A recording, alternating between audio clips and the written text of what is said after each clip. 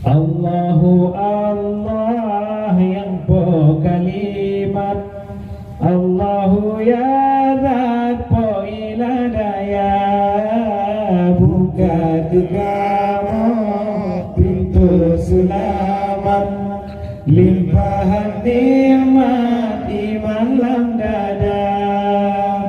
Ya Allah yang po arahan, petunjuk